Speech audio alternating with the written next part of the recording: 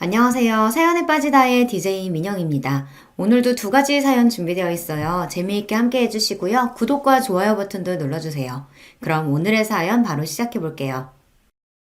안녕하세요. 저는 장난기 많고 다정한 남편과 함께 딸아이를 하나 키우며 살고 있는 40대 가정주부입니다. 아이 낳은 지 얼마 되지 않아 다니던 직장을 정리하고 육아에 전념하는 때가 엊그제 같은데 벌써 그 아이가 10살이 되었어요. 엄마 껌딱지였던 아이는 이제 친구가 세상의 전부인 시기를 맞아 벌써부터 엄마 아빠를 귀찮아하는 새침대기 딸내미가 되어버렸어요. 덕분에 요즘에는 전에 없이 한가한 나날을 맞이하여 그동안 해보지 못했던 취미생활도 이것저것 건드려보고 각양각층의 다양한 사람들의 진솔한 사연이 가득한 이 채널에도 취미를 붙이게 되었네요.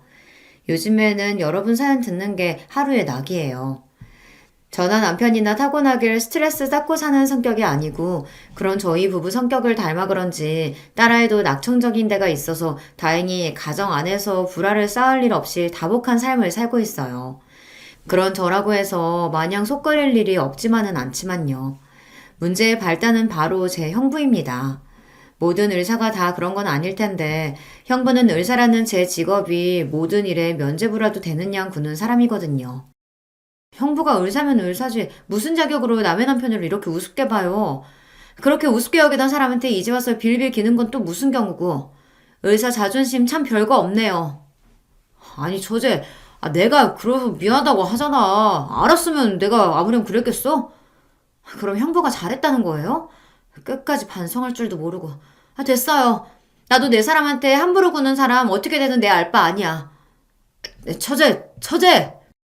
지가 을사면 을사지 감히 내 귀한 남편 우습게 여기며 평소에도 깔보더니만 마지막에는 아주 사고를 제대로 치더라고요.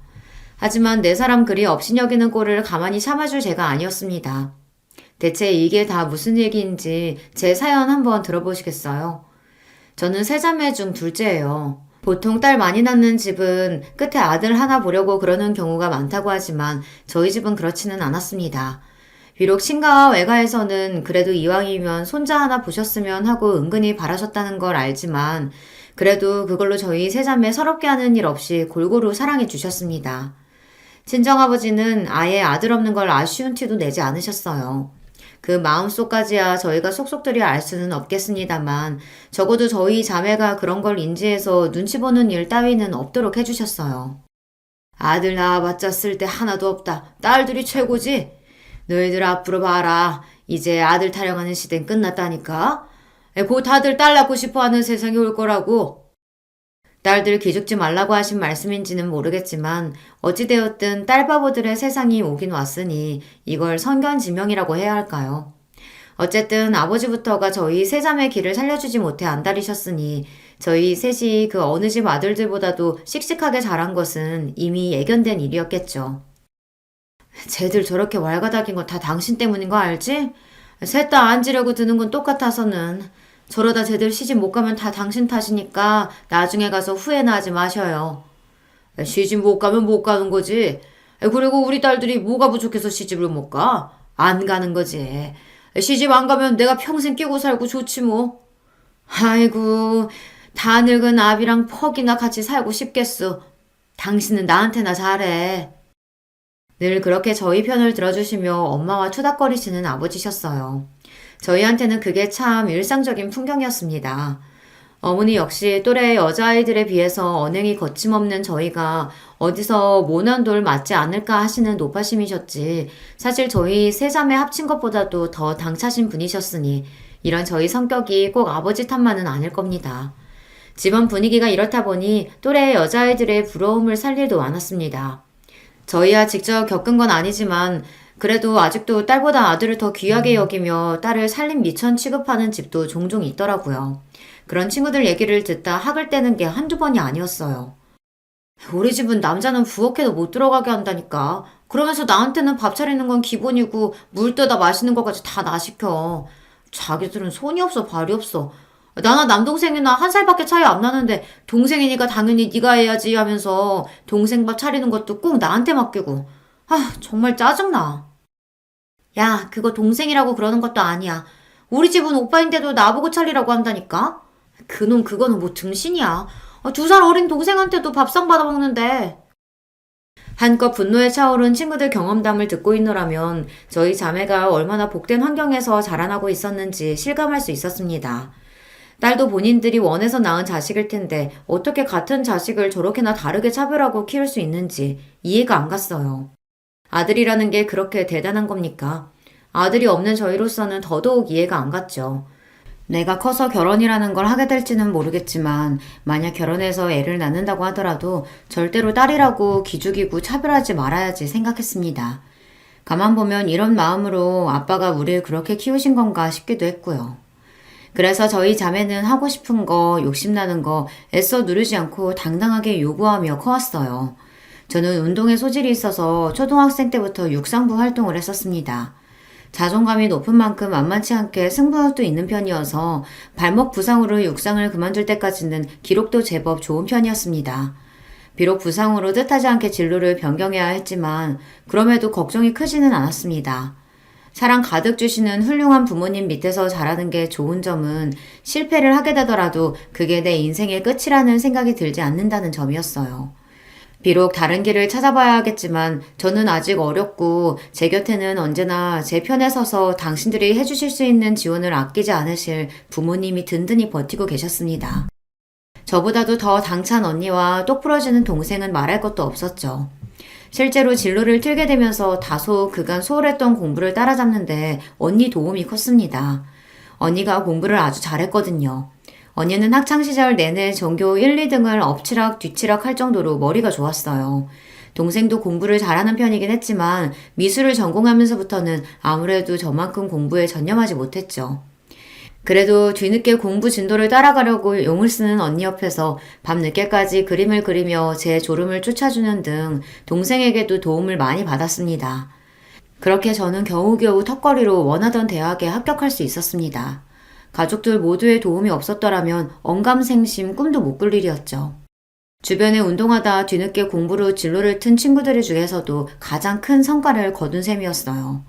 그렇게 학교 생활 열심히 하다 스포츠 에이전시 쪽으로 취업을 했고 역시 지망하던 대학을 졸업한 동생도 갤러리에 취업하면서 저희 자매는 어엿한 사회인으로 성장하게 되었습니다. 가장 늦게 취업한 건 언니였어요.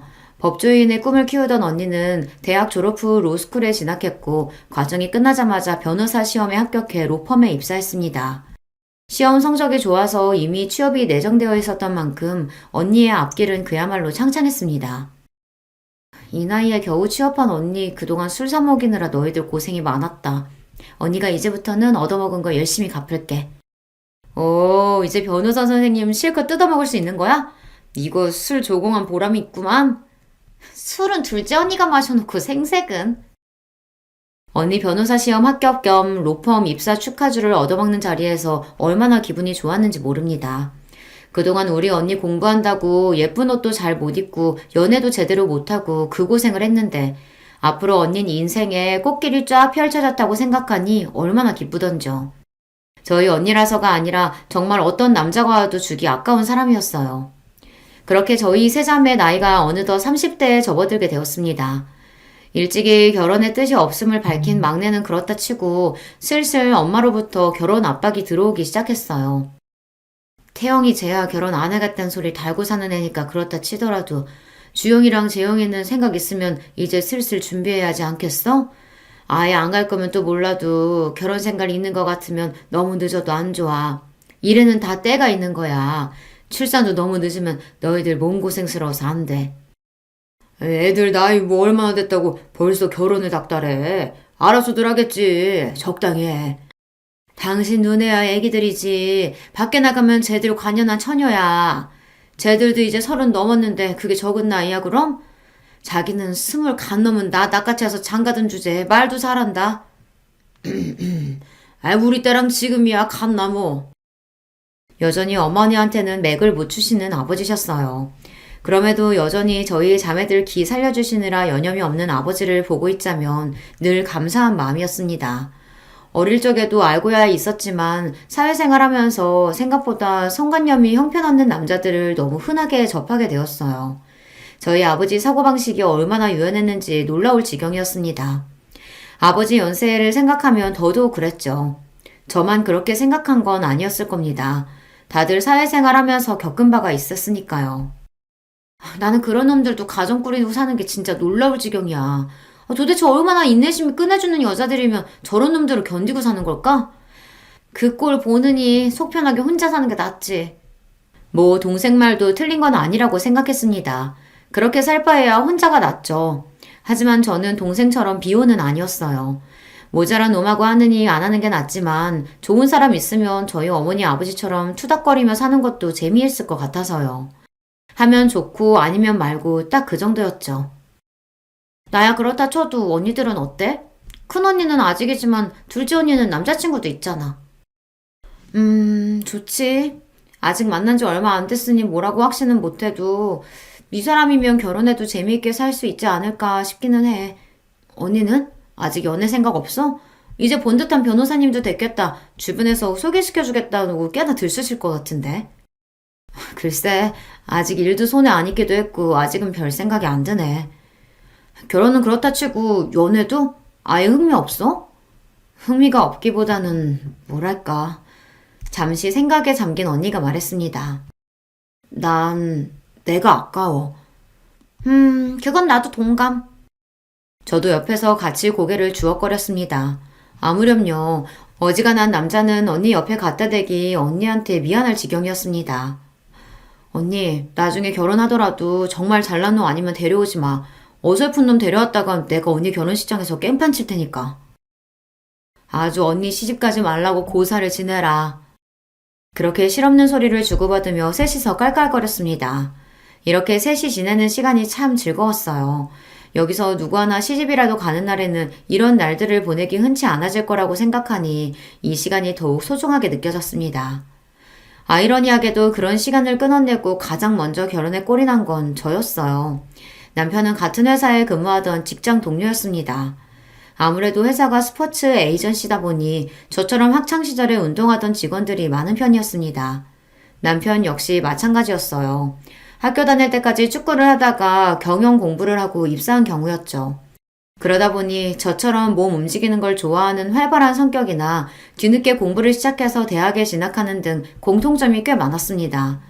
무엇보다도 자격지심이 없고 성격에 모난 점이 없다는 점이 마음에 들었어요.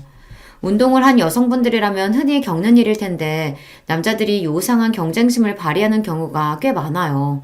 운동을 했다고는 해도 자기가 명색이 남자인데 가볍게 이길 수 있을 거라는 생각을 하고 예의 없게 찔러보는 경우도 있고요. 그래도 같은 직장에 다니는 남자 중 본인이 운동선수 출신이었던 직원들은 오히려 선수 출신들끼리의 동질감이라고 해야 하나? 최소한의 존중은 하는 것 같은데 운동이라고는 제대로 해본 적 없는 남자들이 그런 게 더 심하더라고요. 재영씨 학교 다닐 때 육상했다며? 나도 달리기 꽤 했는데 몇 초 나왔어?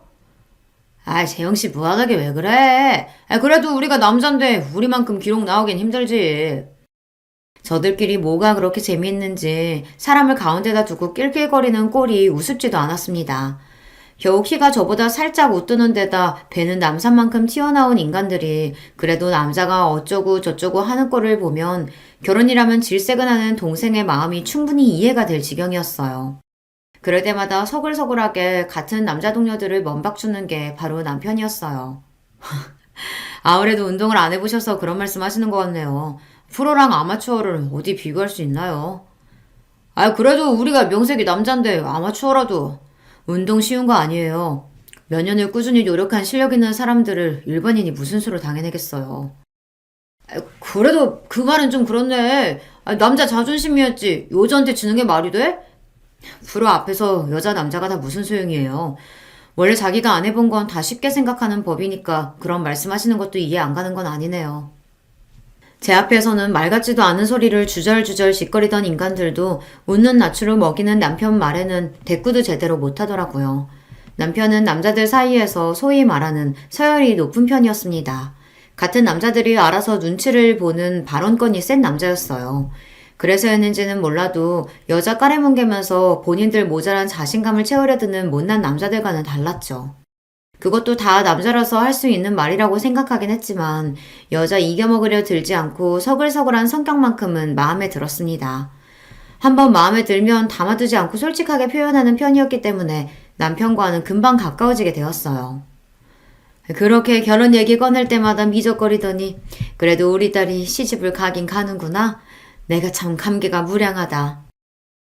우리 딸 보낸다고 생각하니까 서운해 죽겠구만. 감개가 무량하다니. 제가 결혼 의사를 밝히자 부모님 반응이 극명하게 갈렸습니다.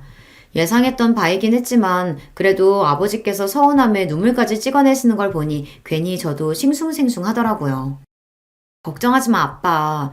아빠 딸 시집 간다고 어디 멀리 가는 것도 아니고 그 사람 데리고 자주 올게. 언니랑 동생도 제 결혼을 축하해주면서도 내심 서운한 기색이라는 걸 알 수 있었어요. 아무래도 결혼 후에는 완전히 예전 같을 수만은 없을 테니까요. 그런 만큼 함께 보내는 시간은 더욱 즐겁게 지내려고 노력했습니다. 아버지와 자매들을 기우와는 달리 결혼하고 나서 친정 문턱이 닳도록 뻔질나게 드나드는 저였습니다. 곁에는 남편이 함께였죠.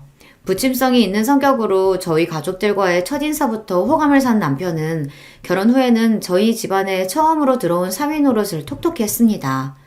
처음에는 내 귀한 딸 뺏어갔다고 은근히 꽁에 있던 아버지도 아들 노릇을 자처하는 사위에게 금세 마음을 열고 마셨어요. 우리 아빠 아들 필요 없다고 그렇게 노래를 부르더니 그것도 다 딸내미들 앞에서 거짓말한 거였나 봐. 제보 올 때마다 아주 입이 귀에 걸리셨어. 그러게 말이다. 저놈이 우리 재영이 뺏어간다면서 울고불고 하던 게 엊그제 같은데 참. 아, 울긴 누가 울었다 그래. 강서방이 워낙 사람이 싹싹해서 정있게 구니까 어디 마음을 안 내줄 재주가 있나 내가. 하하, 아이 장인어른께서 저를 좋게 봐주셔서 저야 늘 감사하죠. 여기가 제 친정이 아니라 자기 본가라도 된다는 듯이 자연스럽게 저희 친정 식구들한테 섞인 남편을 보고 있자면 기가 차기도 하고 웃기기도 했습니다. 아무렴 사이 나쁜 것보다야 저렇게 잘해주는 게 고마운 마음이었죠. 그렇게 남편이 저희 식구로 자연스레 스며드는 데는 오래 시간이 걸리지 않았어요. 결혼하고도 아이 생기기 전까지 연애할 때랑 다름없이 서로 짓궂게 장난도 쳐가며 참 재미나게 살았습니다. 저도 그렇지만 남편도 감정 상할 만한 일이 있더라도 그걸 길게 끄는 사람이 아니었기 때문에 큰 싸움이 날 일도 없었습니다. 가급적이면 그날 자리에 눕기 전에는 감정을 풀기 위해 노력하기도 했고 때문에 남편과 성격을 잘 맞춰가며 잘 지낼 수 있었어요. 그게 저희 친정 식구들이나 시댁 식구들 보기에 예뻐 보였는지 양가 어른들께서도 저희를 기특하게 봐주셨고요. 특히 언니는 저희 부부 사는 걸 보면서 생각이 많아진 모양이었습니다. 사실 나는 태영이랑 생각이 별반 다르지 않았었거든. 주변에 그렇게 괜찮은 남자도 없는 것 같았고. 근데 재영이 너 제부랑 사는 거 보면 결혼도 나쁘지 않겠다 싶어. 저렇게 성격 잘 맞는 사람이랑 복잡거리면서 사는 것도 재미있겠다 싶고. 언니가 결혼에 대해 긍정적으로 말한 건 그때가 처음이었습니다. 저야 결혼이 맞는 사람은 결혼을 하고 결혼을 원치 않는 사람은 안 하면 그만이라고 생각했지만 언니가 저렇게 생각을 돌린 김에 이왕이면 좀 제대로 된 남자가 나타나서 언니와 즐겁게 살아줬으면 하는 생각이 들었습니다. 생각이 없어서 그렇지 마음 돌리면 언니 주변에 남자야 차고 넘쳤습니다. 언니 조건이 워낙 좋잖아요. 한사코 거절할 때도 선자리가 그렇게 쏟아져 들어왔고 본인이 관심을 보이니 주말마다 언니 보고 선 한번 보자는 자리가 끊이질 않았습니다. 처음에는 자연스러운 만남을 추구한다는 주장을 하던 언니였지만 일할 때 말고는 바깥 출입도 잘 하지 않는 집순이였던 언니였어요. 어딜 나가야 자연스럽든 부자연스럽든 누굴 만나는 거 아닙니까? 아마 언니가 남자 만날 방법은 소개가 최선이었다는 걸 언니도 알고 있었을 거예요. 처음 몇 번 본 선상태들이 영 마음에 차지 않았던지 몇 마디 불평을 하고는 그 후로 별말을 않길래 그러다 마는 건가 싶었어요. 그래서 언니가 가족끼리 다 같이 식사하는 자리에서 결혼할 사람을 데려오겠다고 폭탄 선언을 하자 집안이 발칵 뒤집혔습니다. 갑자기? 누구 만난다는 소리도 안 했잖아.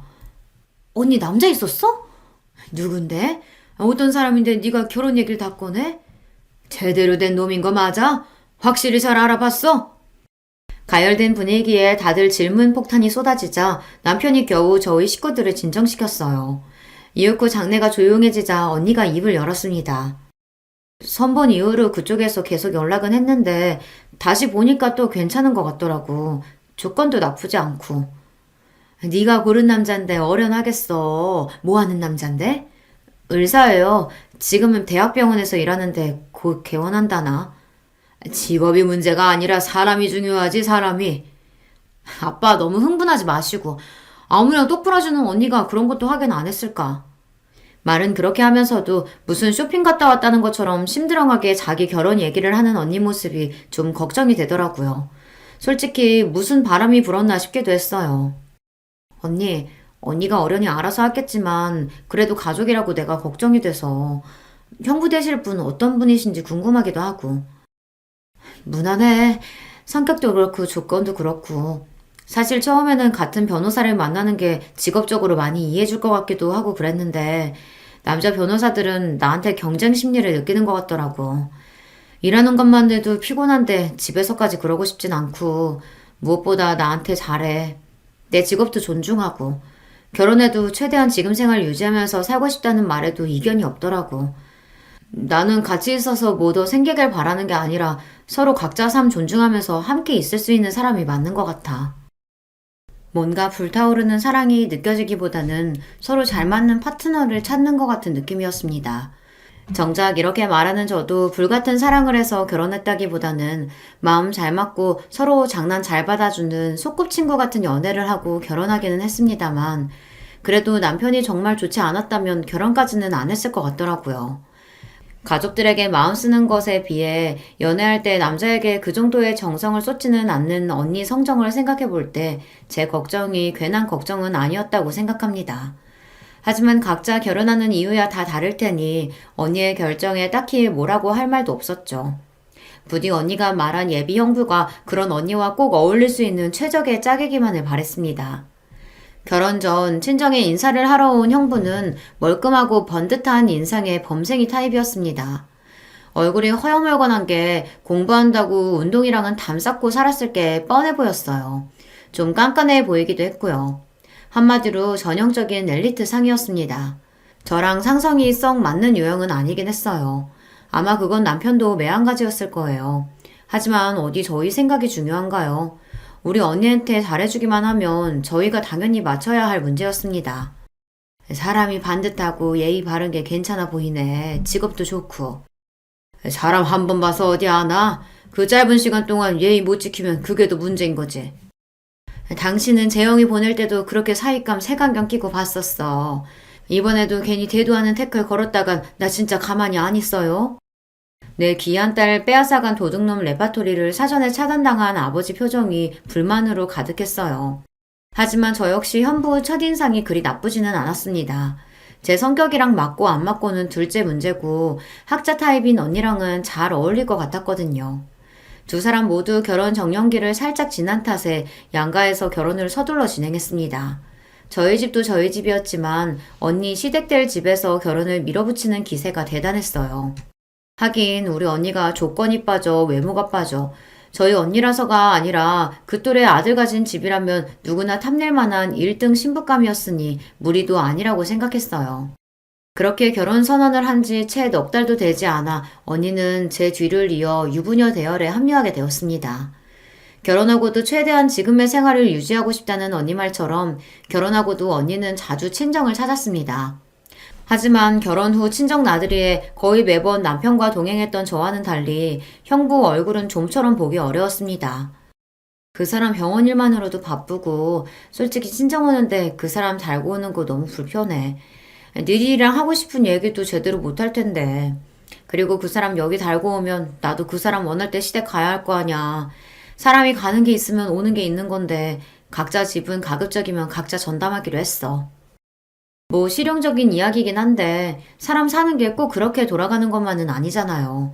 결혼을 했음에도 불구하고 신혼집으로 이사 나갔다는 것 제외하고는 별로 결혼한 티가 나지 않는 언니였어요. 언니가 원한다는 결혼 생활이라는 게 이런 거라고 하니 제가 할 말이 있는 건 아니었지만 그래도 혹시나 형부와 대면대면하게 지내는 건 아닌가 싶기도 했죠. 가만 보면 자매들끼리 워낙 사이가 좋아서 그런가.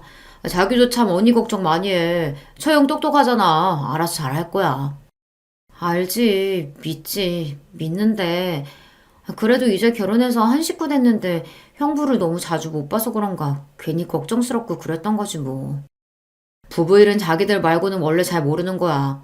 전 걱정되면 다음에 형님 오시면 내가 가까워질 수 있도록 더 노력해 볼게. 늘 그렇듯 먼저 예쁜 짓을 하는 남편이었습니다.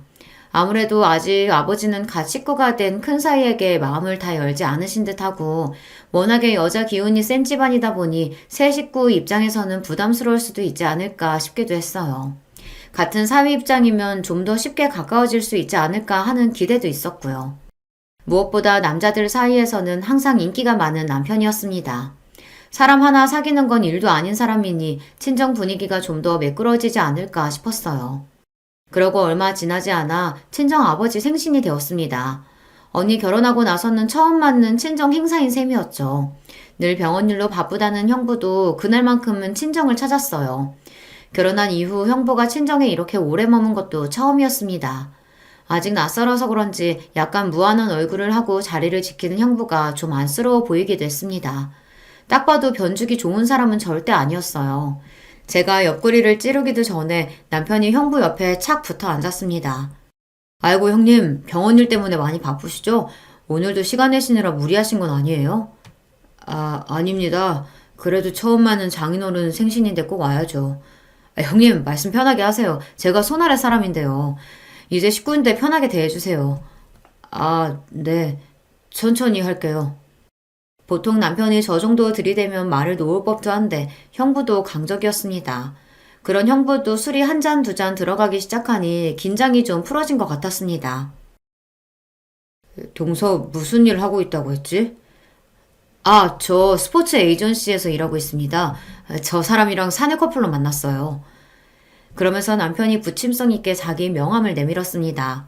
사실 결혼한 지가 언젠데 아직 제 남편 직업도 모르고 있겠어요. 결혼 전에 인사하면서 이미 다 한 이야기였죠. 아무래도 귀담아 듣지 않았던 모양이었어요. 회사원? 남편이 내민 명함을 보는 둥 마는 둥 하더니 이내 남편 명함이 형부 무릎 위로 픽 떨어졌습니다. 그걸 보는데 괜히 제가 기분이 좀 그렇더라고요. 주위에 사람이 많은 만큼 눈치가 기민한 남편이었습니다. 그게 전문직이 아닌 회사원에 대한 은근한 무시라는 걸 모르지 않을 텐데도 기분 나쁜 티를 내지 않고 남편이 말했어요. 회사원이긴 한데 아무래도 전문적으로 특화된 분야에서 일하다 보니 일반 직장하고는 좀 다르기는 해요. 그래요? 별 관심 없다는 태도가 무례하게 느껴졌습니다. 그동안은 내숭이라도 잘도 떨더니 술 몇 잔에 금세 사람 바닥이 드러나는 게 어이가 없었어요. 내 남편이 그 옆에서 괜히 그런 취급 당하게 하기 싫어서 혼자 술을 마시든 말든 남편을 불러다 제 옆에 앉혔습니다. 제가 뿔난 걸 알아차린 남편이 자기가 잘못한 것도 아니면서 저를 달래주겠다고 손을 잡고 장난을 거는 걸 괜히 심통을 내며 손을 뿌리쳤어요. 참나, 자기가 의사면 의사지 뭘 한다고 사람을 무시해요?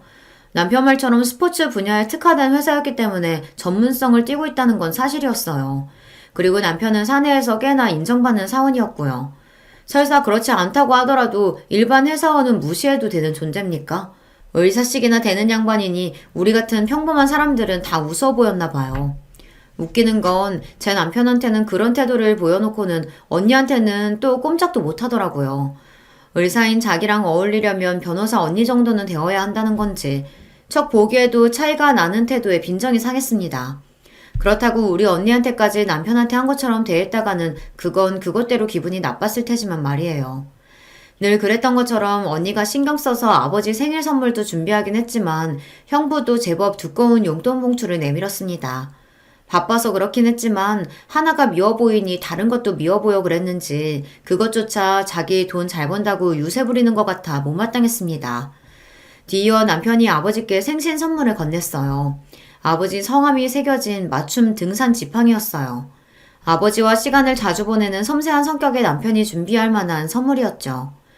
아버지 지금 쓰시는 등산 지팡이 손잡이 부분이 많이 닳았잖아요. 이번에는 특수 제작해서 마모가 적은 소재로 달았으니까 쓰시기 괜찮을 거예요. 역시 내 마음 아는 건 우리 강서방밖에 없다. 고마워. 다음에 같이 등산 갈 때 꼭 들고 갈게. 두꺼운 봉투보다 남편의 등산 지팡이를 더 기쁘게 받으시는 아버지셨습니다.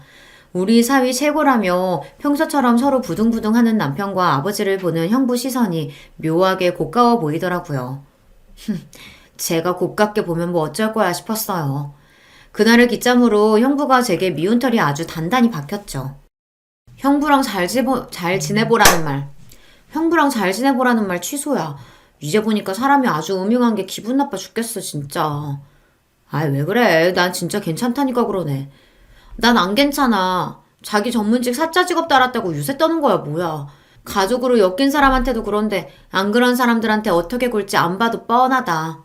언니야 잘 나가는 변호사니까 그 앞에서는 고분고분 굴었나 본데 어디서 사람 무르게 보고 그런 짓을 해? 감히 내 남편한테. 아이고, 형님이 우리 재영씨 성질을 제대로 돋궜구만. 형님 이제 큰일 났네. 자기 딴에도 자존심 상하지 않았을 리가 없는데도 불구하고 제 기분을 풀어주려고 노력하는 남편이었습니다. 그딴 사람 조건으로 달리 대하는 인성 문제 있는 의사보다야 내 남편이 훨씬 나은 사람이죠. 다음번에 한 번만 더 내 가족 기죽이려고 들었다간 봐라. 내가 아주 코를 납작하게 눌러주리라 벼르고 별렀습니다. 그리고 얼마 안 지나 자매끼리 간만에 밖에서 티타임을 가졌습니다. 언니가 형부 저러는 걸 과연 알까 떠보고 싶은 마음도 있었으나 그걸 알았으면 벌써 언니 성격에 대판했을 게 분명했으니 무의미한 짓이다 싶었죠. 무엇보다 언니는 저희 남편을 좋아했으니까요. 그렇지 않았다 하더라도 제 식구 업신여기는 걸 용인할 사람이 아니었습니다. 여러 생각을 하며 언니 얼굴을 가만히 들여다보니 업무가 많은지 다크서클로 눈밑이 검었더라고요. 언니, 요새 일이 많아? 무척 피곤해 보이네. 아, 그게 실은 요새 네 형부가 개원하겠다고 난리야. 언니 결혼 전에도 형부 개원한다고 하지 않았어? 그랬지. 그래서 나는 준비가 다 된 줄 알았는데 그게 아니더라고. 언니 말을 들어보니 이랬습니다. 결혼 전에도 곧 개원할 예정이라고 했던 형부는 사실 개원할 만한 여건이 다 갖춰지지 않은 상태였습니다. 개원에 한두 푼이 드는 것도 아닌데 모아둔 돈도 생각보다 많지 않아서 속으로 놀랐다고 하더라고요. 아니, 직업이 대학병원 의사인데 모아둔 돈이 그렇게 없대? 의사들은 마이너스 통장도 잘 뚫어준다며. 집안이 개천에서 용난 것도 아닌데 왜 그런데? 저도 모르게 좀 빈정거리게 되더라고요. 그렇게 내 남편 깔보면서 우습게 보더니 의사라고 대단할 것도 없네 싶은 생각이 저도 모르게 들었나 봅니다.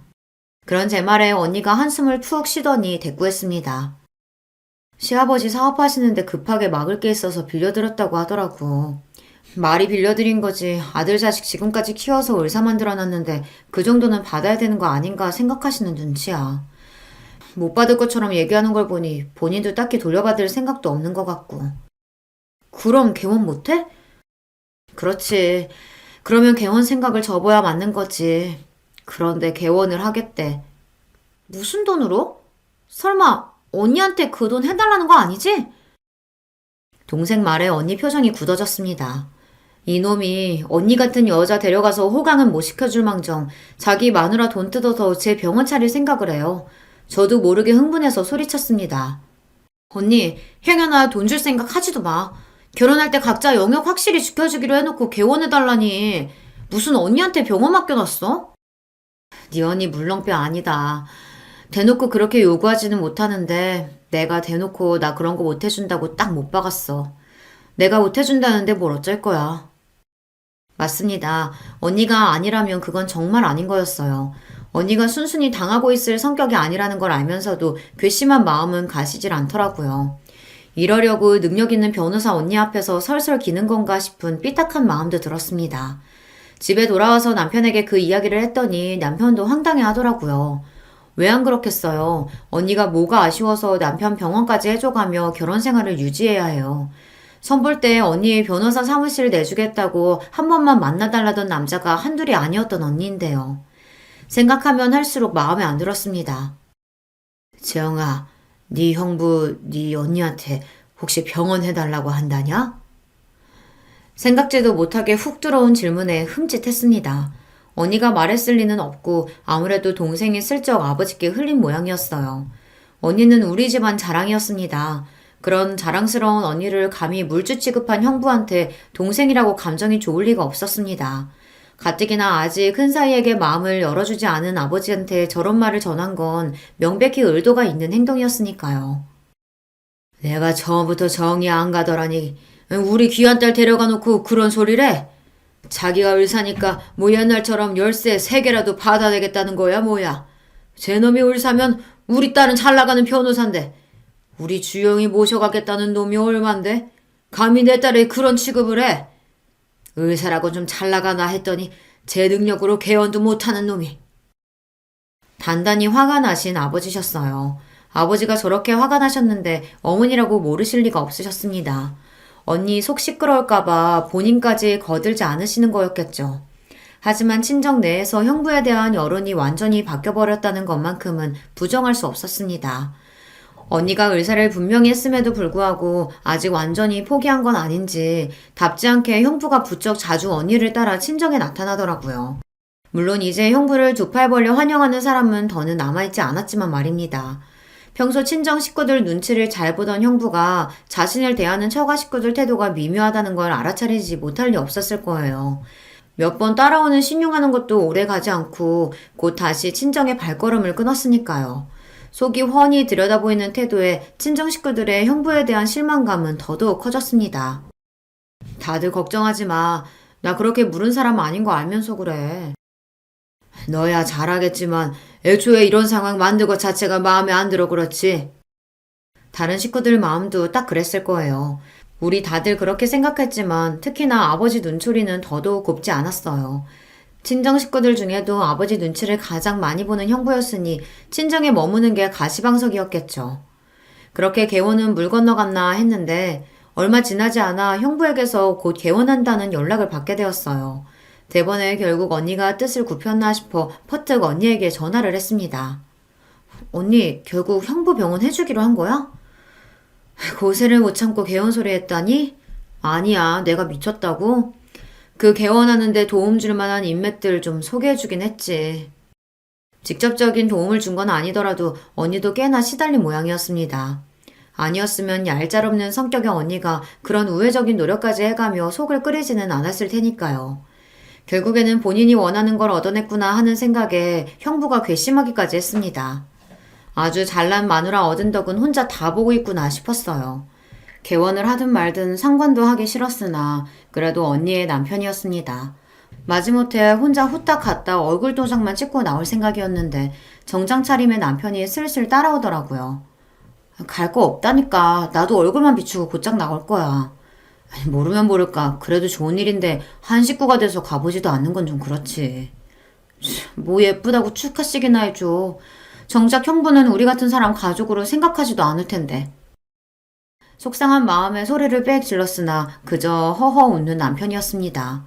웃는 낯이지만 남편 고집도 보통이 아니기에 남편을 말릴 수 없다고 생각하니 더 속이 상했어요. 그렇게 이미 출발 전부터 마음이 상한 채로 형부의 병원에 다다랐습니다. 아직 이른 시간이었는데 술판이 벌어졌는지 형부 얼굴이 얼큰해져 있었습니다. 그 옆에서 본인 남편을 한심하게 쳐다보는 언니 얼굴에서 그간 적지 않게 시달렸을 피로감이 느껴졌습니다. 처제도 왔네, 처제.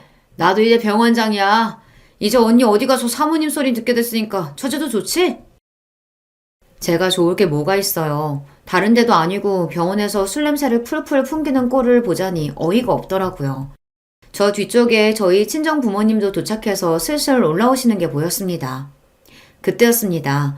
제 남편을 발견한 형부가 남편 얼굴에 떡하니 손가락질을 하더니 쩌렁쩌렁 소리를 쳤습니다. 너도 왔냐? 나 병원 차렸다니까 뭐 좀 떨어질까 싶어 왔어? 이 인간이 미쳤나 싶었습니다. 곁에 있던 언니도 자기가 제대로 들은 게 맞나 의심스러운 표정으로 제 남편을 경악한 눈으로 쳐다보았어요. 형부놈은 뭐가 그렇게 신이 나는지 제 남편 앞에서 실실 웃으며 비꼬길 멈추지 않았습니다. 사나이가 태어났으면 한 번쯤은 이렇게 살아봐야지. 그동안 별것도 아니면서 어지간히 설치고 다니더니 어떠냐? 이게 바로 성공의 맛이라는 거야. 내가 저 사람이랑 결혼해서 엮인 것만 아니었으면 너 같은 일반 회사원, 평사원, 나부랭이 어울릴 급이 아니라고.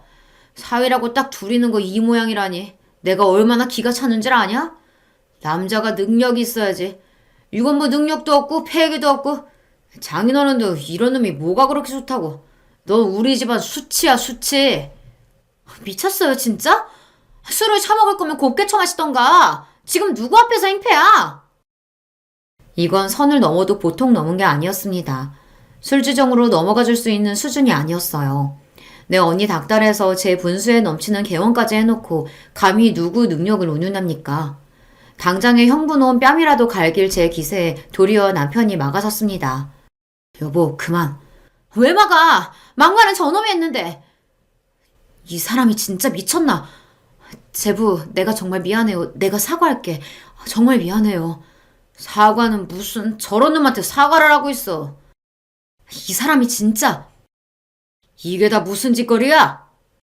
벼락 같은 친정아버지 불효령이 떨어졌습니다. 그 소리에 겨우 정신을 차렸는지 형부놈이 슬금슬금 저희 식구들 눈치를 보기 시작했어요. 제가 뭐 틀린 소리 했습니까? 별것도 아닌 둘째 사이랑 비교당하는 것도 자존심 상할 판에 온 식구가 똘똘 뭉쳐서 사람을 무시하고. 댁 하는 짓거리가 이 모양이니까 무시당하는 거야. 이 자격지심 덩어리야. 저도 더는 참아줄 생각이 눈꼽만큼도 없었습니다. 술 마시니 개되는 게 형편없는 인상이 그대로 나오더라고요. 언니 얼굴이 분노와 창피함으로 시뻘게 달아올랐어요. 나 아니었으면 개원도 못했을 놈이 지금 누구 앞에서 큰 소리 치는 거야? 감히 내 가족들 앞에서 이 추태를 부려? 너같이 못난 놈하고는 더는 같이 못 살겠다. 네 놈이랑은 이걸로 끝이야. 갑작스러운 언니의 결별 선언에 술이 확 깬 듯한 형부였습니다. 하지만 이미 늦었죠. 언니 성격에 한번 내뱉은 말을 번복할 리가 없었습니다. 발등에 불 떨어진 표정의 형부를 보며 제 남편이 다 들리도록 픽 웃었어요. 남편 눈에 형부꼴이 얼마나 웃었겠어요. 그러자 놈이 제 남편을 획 째려보며 화풀이를 해댔습니다. 괜히 좋은 날 재수없게 너 같은 놈이 와서 이 자리 다 망쳤어. 이 능력도 없는 놈이. 저 인간이 미쳤나 진짜. 당신 그만 못해? 나는 능력 없어도 됩니다. 아무렇지 않은 표정으로 말하는 남편 말에 형부 표정이 어리둥절해졌습니다. 내 명의로 된 건물 시세만 200억이 넘는데 제가 굳이 능력이 있어야 할 이유가 있나요? 아, 그래서 그렇게 능력에 집착하시는 건가?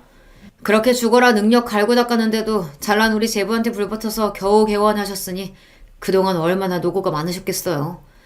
그걸 생각하니 이 난동 부리시는 게 이해가 아주 안 가는 것도 아니네요.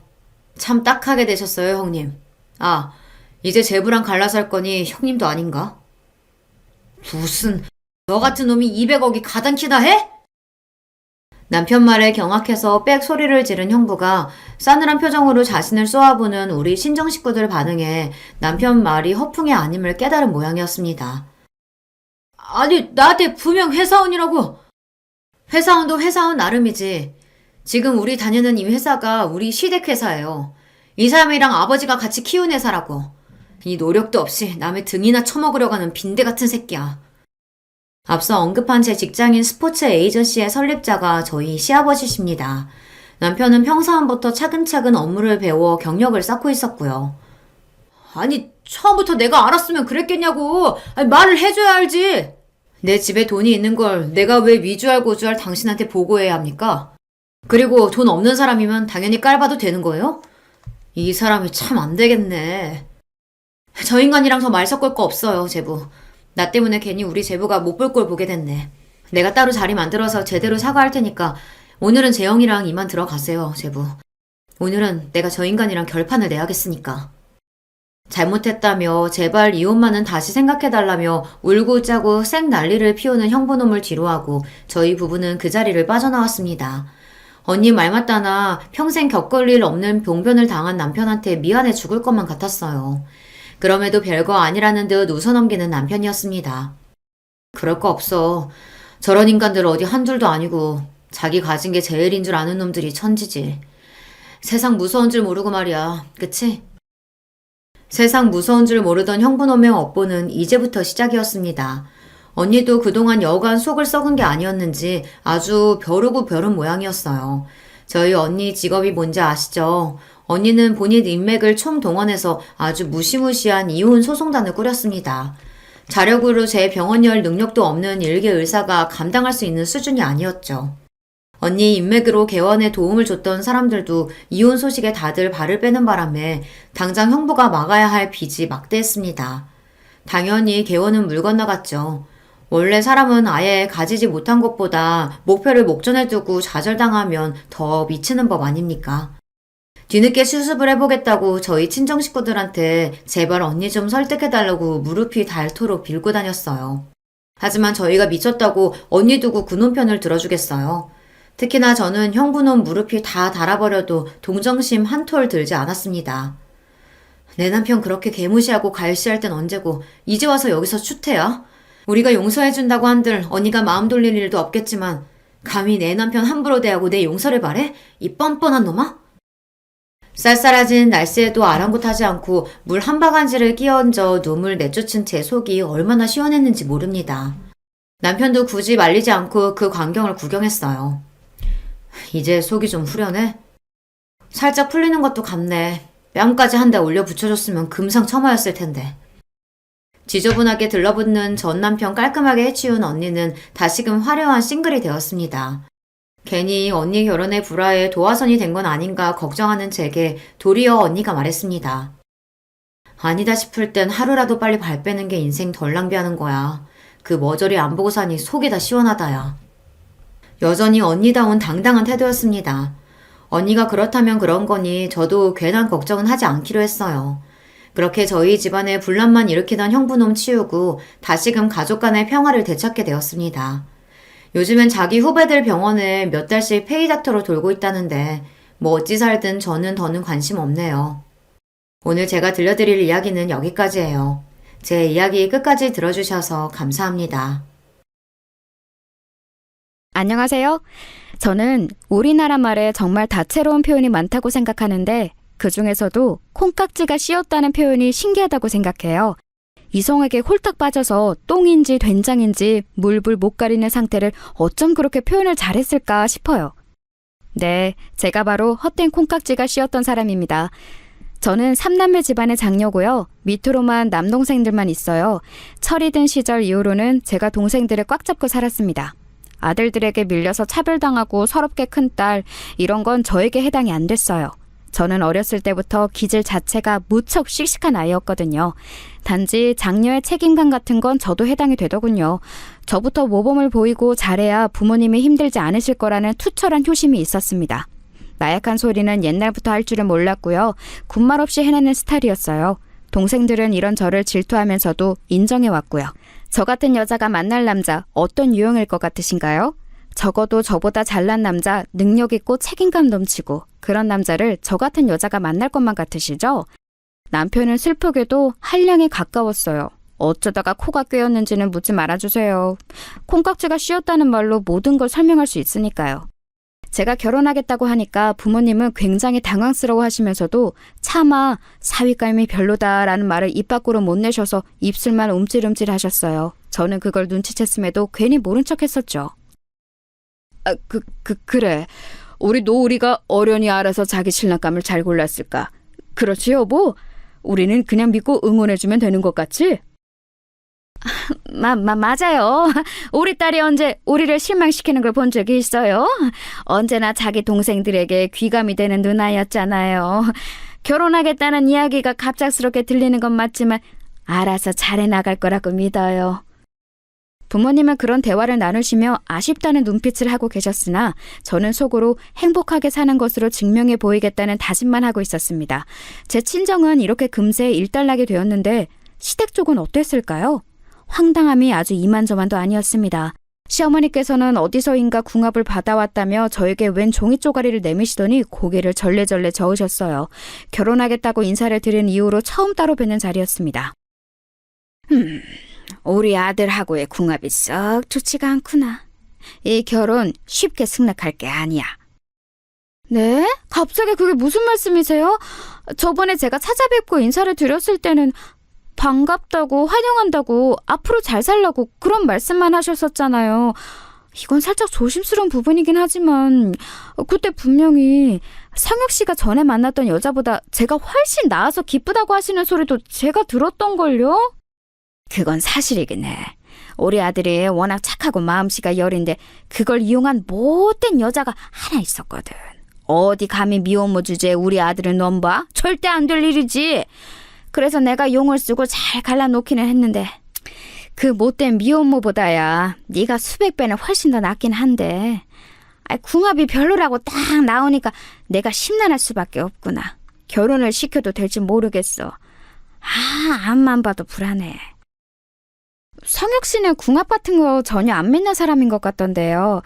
어머님, 전혀 과학적이지도 않은 그런 궁합 하나 때문에 저의 결혼을 허락 못 하시겠다는 건 좀 아니라고 생각합니다. 다시 한번 신중하게 재고를 해주세요. 잠깐. 우리 아들은 너처럼 이렇게 냉철하지 못하거든. 말랑말랑한 백도복숭아 같은 게 우리 아들인데 너는 마치 돌같이 단단해서 이빨이 안 들어가는 천도복숭아 같구나. 달지도 않아서 불량품이 그런 천도복숭아 말이야. 하지만 이것만 봐도 궁합이 좋지 않은 듯 싶어. 역시 받아오니 궁합이 정확했던 거야. 미안하지만 결혼은 안 되겠구나. 저는 지금 생각해도 그 복숭아 비유가 너무 황당해서 견딜 수가 없어요. 그런데 그때는 어이없게 결혼을 거절당했다는 것에만 초점을 맞춰서 반드시 결혼을 해내야겠다는 승부욕만 태우고 말았던 것 같아요. 치기 어린 마음이었던 것이죠. 시아버지께서도 시어머니와 사주팔자 같은 걸 신봉하시는 것에 한통속이셨기 때문에 난관에 봉착했습니다. 차마 예배시댁에서 태도를 바꾸더니 결혼을 반대한다는 민망한 얘기를 제 친정 가족들에게 할 수가 없어서 제 속만 타들어갔던 시기였네요. 남편하고도 투닥투닥 거렸었죠. 고작 궁합 때문에 결혼 허락을 무효로 하시겠다는 게 당초에 이게 말이나 되는 말이야? 사람들이 알면 비웃을걸? 나도 어처구니 없는 일이라고 생각은 하는데 그렇다고 해서 너무 우리 부모님을 안 좋게 보지는 말아줘. 두 분이 워낙 그런 걸 신봉하셔서 그래. 난 진짜 어떻게 해야 할지 모르겠으니까 자기가 알아서 해결해. 자기 부모님이니까 자기가 나서서 단판 치어. 저는 두 손을 들었었는데 그때 남편이 정말 시부모님과 단판을 지었어요. 도대체 무슨 대화가 오갔는지는 모르겠지만 남편이 며칠에 걸쳐서 시부모님을 설득해냈습니다. 그리고 바로 이것 때문에 제 안에서 남편의 점수가 더 올라갔던 것 같아요. 결혼을 그대로 밀어붙이고 말았던 것이죠. 그렇게 한 결혼 결코 순탄하지 못했습니다. 결혼하고 나서 2달이 지나가고 있을 때였는데 시어머니께서 저에게 웬 날짜를 들이밀었어요. 딱 보아하니 어디 또 용한 보살님을 찾아가서 받아오신 날짜 같았습니다. 내가 이걸 한두 푼 주고 받아온 게 아니야. 아니 그 이전에 결코 아무나 이런 걸 받아올 수가 없기 때문에 내 노력이 돈보다도 더 들어갔지. 그러세요? 어머님, 이 날짜는 뭐예요? 혹시 저희 부부가 여행 가기에 좋은 길일이라고 하던가요? 아니면 가족 모임 날짜예요? 그런 것을 전혀 믿지 않는 제가 애써 표정 관리를 하면서 물었을 때도 상상을 못했습니다. 설마 그런 날짜일 줄은 몰랐어요. 저는 시어머니의 대답을 듣고는 하마터면 기절할 뻔했네요. 너는 안 그렇게 보여서는 은근히 눈치가 맹한 편이구나. 신혼부부에게 들고 온 게 무슨 날짜겠니? 상상력이 그렇게 없어? 바로 부부 관계일이야. 하루 앞도 아니고 하루 뒤도 아니고 정확히 이 날짜에 맞아야 한다. 그래야 우리 집안 대를 이을 총명한 아들을 가질 수가 있어. 이건 말도 안 되는 짓이었습니다. 조선시대 왕실도 아닌데 웬 부부 관계일을 따로 날짜를 받는다는 건가요? 계획적인 임신을 위해서 날짜를 계산한다는 경우도는 왕왕 들어봤어도 용한 곳에 가서 날짜를 받아온다는 이야기는 시어머니를 통해 처음 접하는 것이었습니다. 너무 기가 막혀서 어떻게 반응을 해야 할지도 모르겠더라고요. 제가 말문이 턱 막힌 채로 날짜가 적힌 종이를 만지작거리니까 시어머니께서는 그것은 응답으로 해석하신 것인지 호쾌하게 웃으시며 손으로 제 등을 퍽퍽 내리치셨습니다.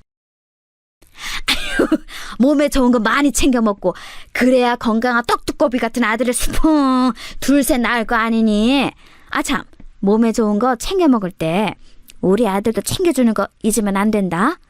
언제나 늘 항상 너는 네 몸보다 우리 아들을 우선시 해줘야 돼.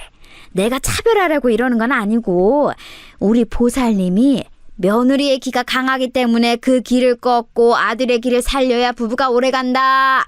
이렇게 말씀을 해주셨기 때문이야. 이해하지? 아니요, 사실은 전혀 이해가 안 갔어요. 그런데 결혼생활 초장부터 설왕설래를 길게 하고 싶지 않아서 그저 어색하게 웃으며 시어머니와의 그 대화를 얼른 끝냈을 뿐이에요. 그런데 시어머니께서 며칠 뒤 제가 시댁에 방문했을 때 시아버지께서 계시는 자리에서 또 그 이야기를 꺼내시는 바람에 제 얼굴이 화끈거렸죠. 결혼한 지 얼마 되지도 않았는데 시아버지 앞에서 부부 관계일이라든지 하는 이야기를 듣고 싶은 며느리는 없잖아요. 그래서 확 자리를 박차고 일어날까 하다가 옆에서 제 눈치를 살피는 남편을 봐서 그래도 참았습니다. 남편이 전전긍긍하면서 저에게 미안해하더라고요. 자기는 그런 날짜 같은 건 안 믿는다고 하면서 철저히 제 편이라고 했습니다. 그래, 시댁이 예상과는 다르게 좀 유별나면 어때? 내 남편만 정상이면 됐지. 연애 때도 느꼈지만 나를 잘 맞춰주는 사람 같아서 나는 이 부분이 참 좋아. 남편 하나만 보고 갈 작정이었네요. 적어도 그 부부 관계일이라는 날짜가 오기 전에는 그랬었죠. 남편이 그날따라 자꾸 눈짓으로 신호를 주길래 당연히 신혼이었으니까 저도 화답을 해주려고 했는데 그때 문득 오늘이 그 날짜 아닌가 싶은 생각이 드는 거예요. 어제는 내가 불러도 모른 척하면서 책을 보겠다느니 TV에서 재미있는 거 한다느니 온만 핑계를 다 대더니 오늘은 왜 이렇게 적극적이야? 이유가 달리 있겠어? 오늘따라 당신이 너무 예쁘고 매력적으로 보여서 그렇지. 아닌데? 내가 딱 보니까 표정이 그게 아닌데? 오늘이 바로 어머님이 전에 받아오셨던 그 날짜 맞지? 당신 지금 그 날짜를 신경 쓰고 있느라 이러는 거 맞지? 제가 거짓말은 소용없다는 식으로 밀고 나가니까 잠시 후에 남편이 수긍을 했습니다. 자기는 절대로 그런 거 안 믿고 신경도 안 쓰는데 시어머니께서 하도 이틀 전부터 성화를 부리셔서 어쩔 수 없었다고 하는 겁니다.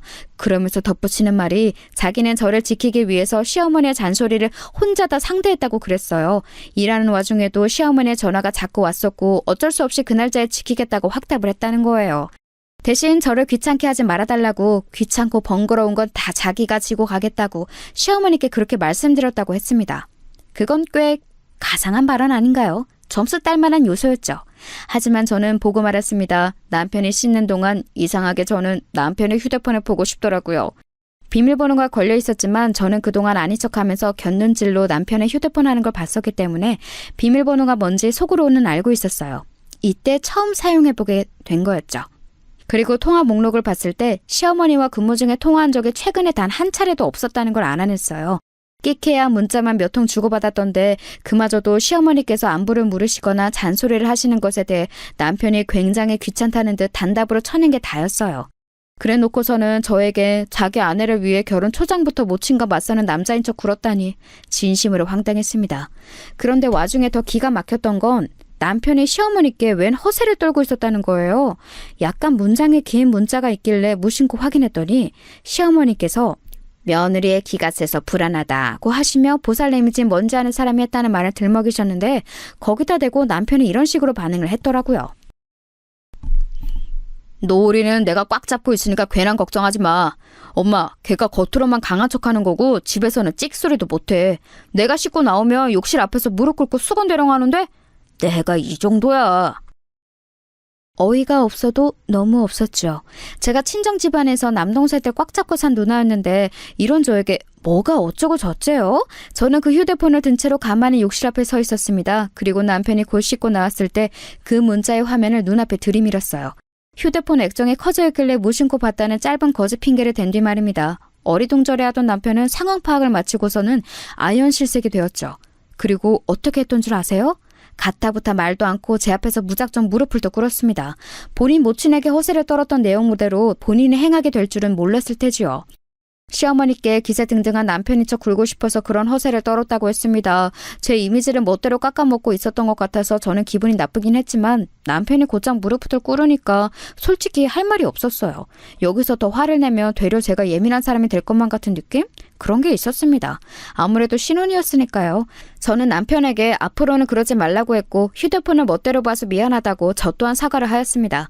이렇게 별것 아닌 일로 넘어가나 싶었는데 이튿날 시어머니께 연락이 왔어요. 어때? 느낌이 어때? 뭔가 딱 느껴지는 게 있니? 네? 어머님, 느껴지긴 뭘 느껴지나요? 저는 지금 오전 내내 업무에 치이다가 간신히 해방돼서 한숨을 돌리고 있던 참이었어요. 너무 정신이 없어서 뭐 느껴지는 것도 없고요. 통화도 지금은 어려울 것 같아요. 제가 이따 저녁에 전화 드릴게요. 야! 너는 어른이 말씀하시는데 왜 멋대로 기승장구를 내고 그래? 너 어디서 이렇게 시건방지게 굴라고 배웠어? 집에서 그렇게 교육받았니? 너 이렇게 싸가지 없게 굴 것 같으면 내가 우리 아들한테 다 일러바칠 거야. 너 혼내라고. 혼을 내요? 제가 지금 너무 피곤해서 말씀을 곱게 못 드린 것 같아요. 죄송합니다. 어머님께서 다짜고짜 느낌이 어떠냐니 이런 황당한 질문을 하시니까 제가 머리가 좀 아팠어요. 근데요, 어머님, 기승장구가 아니라 기승전결이에요. 너 대왕 나왔다고 유세 떠는 거야? 너는 대학 나왔고 나는 중졸이라 이거지? 너무 못난 며느리를 들이며 패가 망신하고 잘나서 기가 드센 며느리를 들이며 우리 아들이 고생할 거라고 보살님이 예전에 분명 그러셨는데 나는 지금 그게 왜 생각나는 건지 모르겠네. 어머니, 오늘 뭐 기분 안 좋은 일이라도 있으셨어요? 목소리가 격앙돼 있으신 게 왠지 그런 것 같아서요. 저는 참고로 어머님이 중졸인지 초졸인지 아니면 대졸인지 알지도 못했습니다. 지금 처음 알았네요. 내 속 터지게 하는 망할 딸년 때문에 이러는 거지 뭐. 에이, 아니다. 너한테 이런 얘기 해봤자 뭘 하겠니. 아무튼 어제가 아주 중요한 날짜였잖아. 귀하게 받아온 날짜인데 혹시 뭐 느껴지는 게 없느냐 이 말이야. 범상치 않은 아이를 임신할 때면 아주 처음부터 몸에서 느껴지는 기운 같은 게 있다던데. 너는 뭐 느껴지는 게 없니? 응? 립스틱을 고쳐 바른 직후였다는 것도 있고 저도 모르게 그때 입술을 아주 꽉 꿰물었답니다. 저는 살면서 시어머니의 황당한 논리를 간접적으로나마 경험해 본 적이 없는 사람이었어요. 주변에 있는 종교인들이라곤 교회와 성당을 다니는 사람들 뿐이었으니까요. 그런데 득달같이 전화를 하셔서는 임신의 기운이라느니 앞으로 부족을 받아오겠다느니 그런 말씀을 하시는 시어머니를 마주하니까 속된 말로 환장해서 돌아가실 것만 같았습니다. 애써 참고 지냈더니 몇 주 후에는 이런 말씀도 하시더군요. 아우, 큰일 났다. 아주 큰일이 났어. 며느리가 직장 생활을 하고 있거든. 그걸 그만두게 하는 게 우리 아들의 앞길에 도움이 될 거라고 용한 보살님이 단호하게 말씀을 해주셨어. 전혀 없이 진지한 표정이시더라. 너 그 직장 언제까지 다닐 거니? 앞만 곧 씹어봐도 시어머니의 말씀은 헛소리에 가까웠어요. 이해를 해보려고 해도 머리만 점점 아파왔죠. 게다가 환장할 요소가 더 있었으니 그건 바로 제 시누이였습니다. 갑자기 웬 시누이냐고요? 남편은 외동이 아니었어요. 위로 누나가 한 명 있었습니다. 이미 결혼한 몸이었죠. 어쩌다 보니 애석하게도 저희 부부의 신혼집은 시댁과 무척 가까웠지만 시누이는 나름 어느 정도 떨어진 동네에 살았어요. 왕래가 잦지는 않았습니다. 저는 시누이의 남편인 저에게는 심해보되는 분하고 얼굴도 잘 보지 못했어요. 그런데 이 시누이의 존재를 제 지인이 지적한 거예요. 시댁에서 간과해도 괜찮은 존재는 단 한 명도 없으며 시누이는 특히나 살펴볼 필요가 있다는 조언에 제 고개가 끄덕여졌습니다. 시부모님께서는 시누이 얘기만 나왔다 하면 세상에서 가장 속 터지는 이야기라도 들으신 분들 마냥 표정을 굳히셨고 남편은 우리 누나보다 골 때리는 사람을 본 적이 없어 라는 말을 연애할 때 저에게 슬쩍 한 바가 있었습니다. 그때는 흘려들었었는데 가만히 생각해보니까 왠지 시누이가 어떤 사람인지 제가 아직 전혀 모르고 있다는 게 왠지 이상한 거예요. 시어머니처럼 호들갑 떠시는 성격, 그 아래서 나온 딸이 저에게 전혀 아무런 상관을 안 하고 있다는 게 수상했습니다. 결혼을 한 지 꽤 된 지인 2명은 이유는 알 수 없으나 시댁 얘기를 들어봤을 때 왠지 그 시누이라는 존재가 싸하다 이런 의견까지 주더군요. 그건 너무 지나친 비약 같아서 저는 피식 웃어 넘긴 뒤 머릿속으로는 시누이에게 살짝 접근해볼 계획을 짰습니다. 이거 혹시 며느리하고 시누이하고 의외로 둘이 편먹고 으쌰으쌰 할 수 있는 거 아닐까? 내 시누이가 모전 여전하고는 아주 거리가 먼 사람일 수도 있어. 그렇다면 시누이를 든든하게 방패 삼으면 돼. 시누이한테 사주팔자에 대해 어떻게 생각하냐면서 온부도 띄워봐야겠다. 나처럼 그런 걸 질색하면서 피곤해하는지 아닌지 반응을 보면 되잖아. 우선 남편에게 슬쩍 물어봤죠. 시누이 어떤 사람이냐고요. 그러자 저녁밥을 먹던 남편이 사례가 들렸는지 밥알을 뿜었습니다. 밥맛 떨어지기 싫이 제 얼굴에 반말이 다 튀었지만 미안하다고 호들갑 떠는 남편을 진정시키려고 애써 아무렇지 않은 척 웃으며 시누이에 대한 얘기를 이었습니다. 직장도 안 다니고 단시간 아르바이트만 하면서 아기 키우고 집안일 열심히 하는 완전히 내조의 여왕 같은데? 내 축축이 맞아? 어때? 뭐? 우리 누나가 내조의 여왕?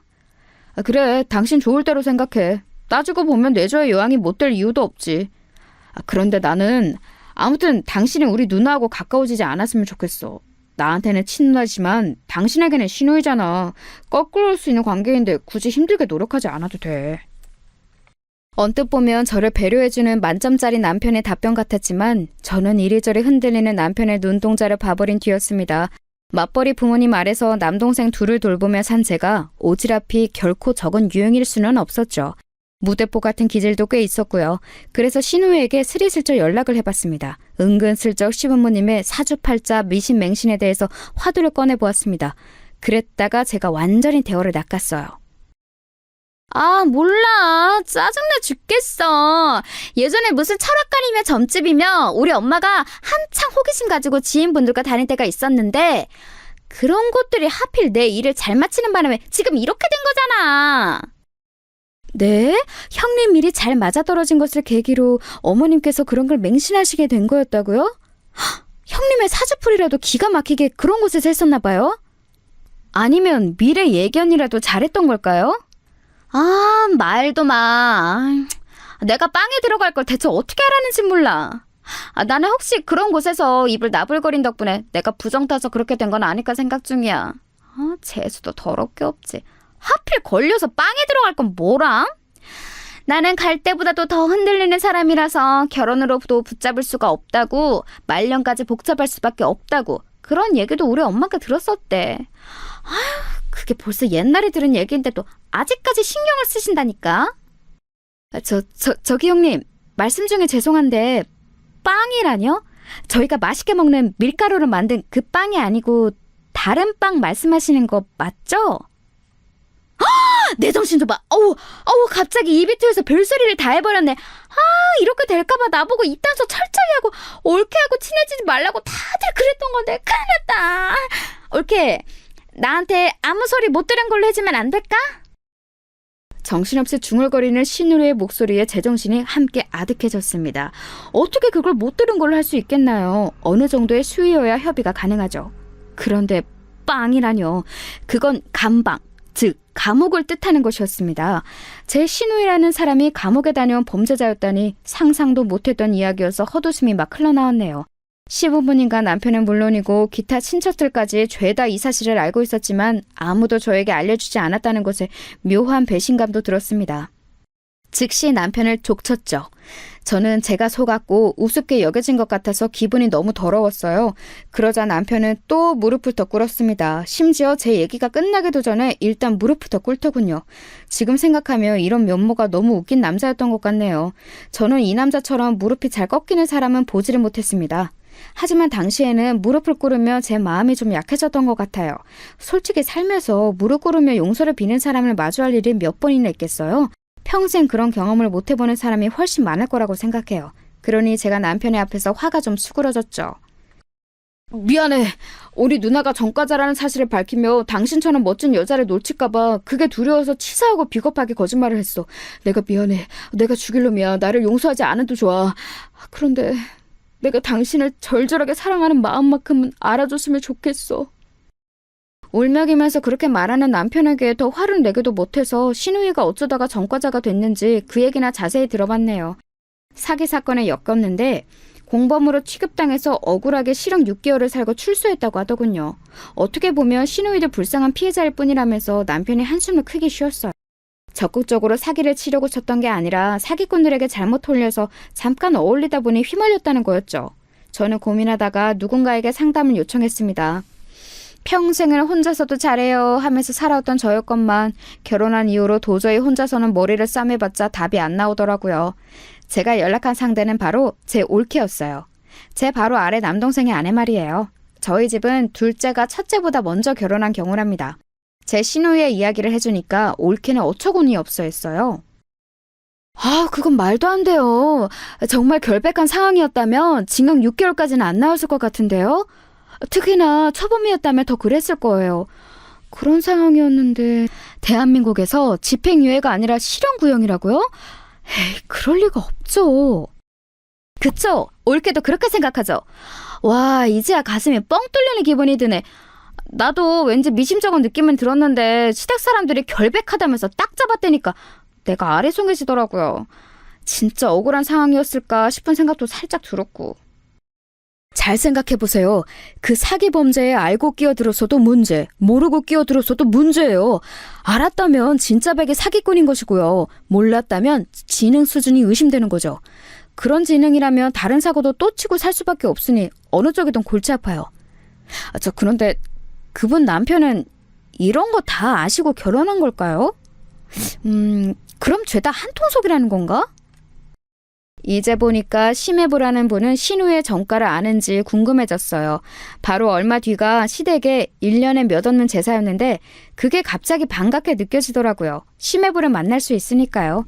제사를 지내러 모인 평일 늦은 저녁, 저를 보자 신우이가 환하게 웃으며 손을 흔들었습니다.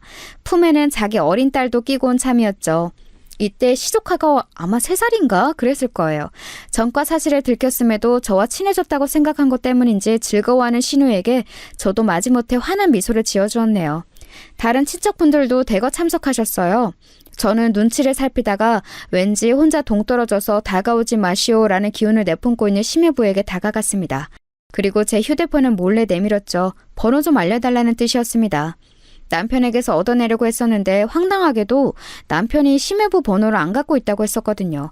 당황해서 저를 쳐다보던 심해부는 주변의 눈치를 살피더니 아무도 안 볼 때 제 휴대폰에 자기 번호를 찍어주었어요. 만약 심해부가 신우의 전과 사실을 모르는 상태라면 제가 입을 잘못 놀려서 가정을 파탄낼 수 있었으므로 저는 다른 주제를 먼저 꺼내들며 간접적으로 캐내볼 심산이었습니다. 그래서 제가 어떤 얘기를 꺼냈던 줄 아세요? 남편의 옛 여자 얘기를 꺼냈어요. 왜냐하면 공공연한 시댁의 적 같은 존재로 구전설화처럼 내려오는 인물이었거든요. 그녀는 배우자 없이 홀로 아이를 낳아 키우는 미혼모였고 남편보다 연상이었으며 절절하게 연애를 하다가 시부모님의 격렬한 반대에 부딪혀 헤어진 사람이었습니다. 시어머니께서는 가끔 태도가 살랑거리지 못하는 제가 마음에 안 들어서 죽겠다는 표정을 지으시다가도 예전 그년보다는 낫지라고 중얼거리며 가슴을 쓸어내리셨어요. 그리고 제가 예상하건대 남편이 저하고 결혼하겠다며 시부모님을 설득했을 때 아마도 그 여자를 들먹였을 게 뻔했어요. 그 쥐뿔도 없는 미혼모와 헤어졌으니 대학 잘 나오고 똑 부러지는 저 같은 며느리는 감지덕지 아니냐며 시부모님을 설득했을 과정이 눈에 선했습니다. 시기상 남편이 그 미혼모와 헤어진 것은 신우이가 심해부와 결혼한 이후였으니 심해부에게 그 미혼모에 대해 물어보는 그림이 이상하지는 않았어요. 저는 남편 이전에 가벼운 연애만 했었고 진지한 교제는 없었는데 남편은 진지하게 상대를 만났었다고 하니까 신경이 쓰인다는 식으로 말을 해봤습니다. 그러다가 얘기가 흘러가면 신우의 정가를 아는지 아닌지 슬쩍 건드려볼 심산이었던 거예요. 그런데 이게 웬일인가요? 제가 또 의도치 않게 대어를 낚아버렸어요. 아무래도 저는 낚시를 했어야 했나 봐요. 그랬다면 강태공으로 이름을 날렸을지도 모르죠. 심해부가 그 미혼모 질문을 받고 나서 갑자기 한숨을 푹 내쉬더니 머뭇거리면서 저에게 이런 소리를 했습니다. 이건 너무 조심스러운 얘기인데 암만 해도 뭔가 짚히시는 게 있으니까 갑자기 그 여자에 대해 물어보시는 것 같아서 그냥 허심탄회하게 말씀을 드리렵니다. 아마 처남은 지금도 그 여자를 만나고 있을 거예요. 엊그제 제사 때 은근슬쩍 처남에게 아직도 못 잊었냐고 지나가도 물었는데 여전하죠 라고 답을 하더군요. 남자끼리는 그 뉘앙스가 뭔지 바로 알 수 있어요. 현재 진행형이라는 뜻입니다. 청천벽력이었습니다. 저는 하마터면 퇴근길에 쓰러질 뻔했어요. 그 정도로 심해부의 발언을 듣고 많이 놀랐습니다.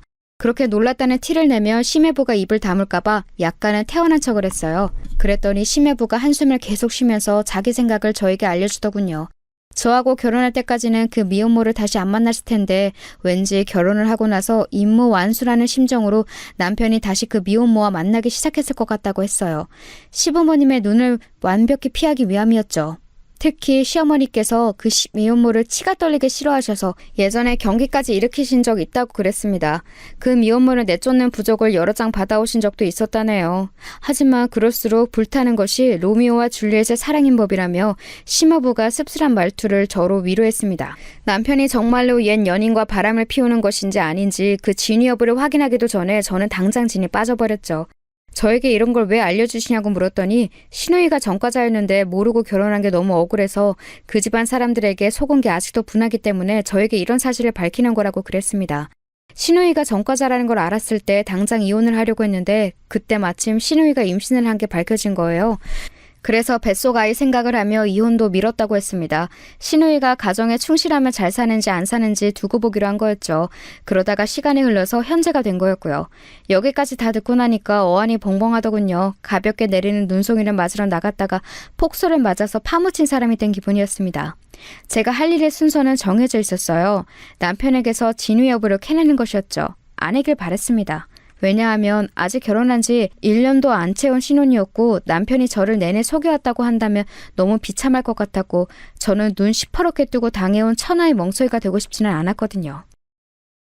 이런 거 진짜 안 물어보고 싶었는데 당신 혹시 나 말고 다른 여자 있어?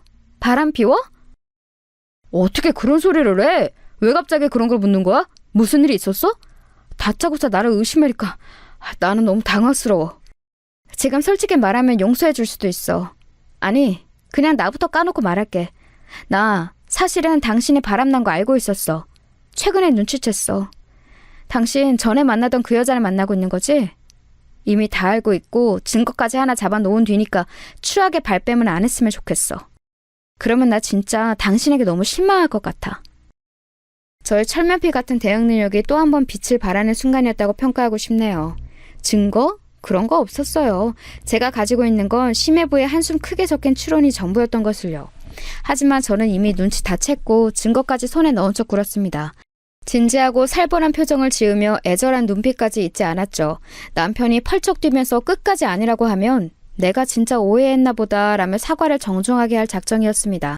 하지만 남편은 제 얼굴을 빤히 살펴보더니 이내 무릎을 꿇었습니다. 그놈의 털썩 소리가 그 순간에 왜 그렇게 제 복장을 뒤집어 놓던지요. 내가 잘못했어. 그런데 미련이란 이름의 충동이었어. 그 사람 너무 불쌍하고 가여워서. 당신도 알겠지만 그 사람 미혼모인데 심지어 애가 건강이 안 좋까지 해. 여자 혼자 아등바등 애를 쓰면서 사는 모습을 보니까 여전히 안쓰럽다는 생각이 들어서. 그래서 결혼했다는 소식을 뒤늦게 알려주면서 몇 번 연락을 주고받았을 뿐이야. 마트에서 장 한 번 크게 봐준 거 그것 말고는 돈을 쓴 것도 없었어. 이건 사랑이 아니라 과거에 만났던 인연에 대한 슬픔이야. 사랑은 오로지 당신에게만 향했으니까. 남편은 가슴을 치면서 울었습니다. 저는 참 바보도 아니고 그때 저를 향해 사랑이라는 단어를 입에 담는 남편에게 또 마음이 물러지고 말았어요. 그 미혼모에게는 한낱 동정심이었고 제가 원한다면 앞으로 2번 다시는 죽을 때까지 안 만나겠다는 혈서까지 쓸 수 있다는데 쉽사리 그 앞에 대고 용서 못해 라고 하기에는 뭔가 마음이 자꾸 흔들렸습니다. 저는 남편에게 당장 각서를 쓰라고 그랬어요. 만약 그 미혼모와 다시 연락 한 번이라도 하면 당장 이혼인 것은 물론이고 절대적으로 저에게 유리한 조건으로 이혼하겠다는 각서였습니다. 저는 이걸 단순히 부부간의 각서에 그치지 않고 변호사를 찾아가서 공증까지 받아놓을 거라고 그랬어요. 사실 제가 그런 걸 잘 알고서 떠든 소리는 아니었습니다. 하지만 남편에게는 효과가 있었죠. 남편이 겁에 질린 표정이 되었거든요. 반드시 각서를 지키겠다며 맹세를 거듭했어요. 그러고 나서 마무리를 어떤 말로 했던 줄 아시나요? 당신이 한 가지만 지켜줬으면 좋겠어. 우리 엄마한테는 제발 부탁이니까 내가 그 사람 다시 만났다는 소리 절대로 하지 말아줘. 그랬다가는 우리 엄마 진짜 당장 쓰러지실 거야. 그렇게 생각하는 인간이 어떻게 대범하게 그 여자와 연락할 용기를 냈어? 참 희한하네. 어머님 얘기가 나와서 말인데 우리 이사 가는 게 어때? 나는 이제 어머님하고 가까이 살고 싶지가 않아. 시댁과 아주 멀리 떨어진 곳에 사는 며느리가 되는 게 나의 새로운 꿈이 되었거든. 그 꿈이 이루어지도록 당신이 협조 좀 해줄래? 겁에 질려있던 남편은 무조건 고개를 끄덕였어요. 아무 생각 없이 무작정 멀리 떠나겠다는 건 아니었습니다. 시어머니의 말씀을 따를 작정은 아니었건만 제가 공교롭게도 퇴사를 생각하게 되었기 때문이었어요. 왜냐하면 제가 기업을 물려받게 되었기 때문입니다. 저희 외갓집이 식당을 꽤 오래 운영해왔어요. 제 외할머니의 동생 되시는 이모할머니께서 운영을 하시다가 당신의 장남에게 물려주셨는데 어쩌다 보니 도맡아 하시기 어려워졌어요. 다른 사람에게 넘기며 큰돈 만질 수 있었을 텐데 저희 부모님께 연락을 주셨습니다. 부모님은 아빠의 정년퇴직 이후 귀농 생활을 천천히 그리고 계셨기 때문에 곤란해하셨고 저희 3남매에게 의견을 물어보셨어요. 그랬다가 회의 결과 제가 한번 맡아보는 게 낫겠다고 얘기가 된 거예요. 저는 생각도 없었는데 동생들이 강력히 누나는 뭐든 잘하니까 가능하다며 저를 추천하였습니다. 부담돼서 식은땀이 나올 지경이었지만 그 가까운 식당 생판 남에게 넘길 수는 없다는 생각으로 제가 일단 해보기로 했어요. 올케가 전적으로 저를 돕기로 했고 이게 참 든든하더라고요. 이사를 간다고 했을 때 시댁에서 상의도 없이 뭔 짓이냐며 화를 내는데 제가 외갓집에 가업을 잇기 위함이라고 하니까 태도를 바꾸더군요. 예, 너 진짜 웃긴다. 너는 집안에 그런 좋은 식당이 있었으면 진작에 얘기를 했어야지. 왜 깜찍하게 숨기고 있었다니? 아무튼 우리 아들이 네 덕에 그런 번지르르한 식당의 사장님도 되어보는구나. 이거 참 고맙다. 갑자기 웬 남편이 사장님이라는 것인지 어이가 없었는데 제 앞에서 남편이 눈치를 주면서 장단 좀 맞춰드려 이런 신호를 보내길래 어쩔 수 없이 고개를 끄덕여 드렸네요. 저는 남편이 또 어떤 허세를 떨어놓은 것인가 싶어서 걱정이 되는데 그것보다 더 큰 규모가 큰일이 벌어졌어요. 남편이 퇴사를 한 겁니다. 저하고 이런 방구 상의도 없이 확 퇴사를 해버리더니 자기도 저와 함께 식당에 올인을 하겠다고 했어요. 미친 거 아닌가요? 제가 언제 퇴사하고 식당 일 도와달라고 그랬나요? 왜 멋대로 행동하냐고 제가 엄청 따졌더니 남편이 무릎을 털썩 꿇으면서 그랬습니다. 사실은 시부모님께서 그 식당의 사장이 됐다고 이미 말을 다 해놨다네요. 자기도 왜 그랬는지 모르겠는데 입이 멋대로 나불거렸대요. 번복은 쪽팔려서 못하겠으니 이왕 이렇게 된 거 정말로 식당에서 열심히 일을 하며 지내보고 싶다고 그랬습니다.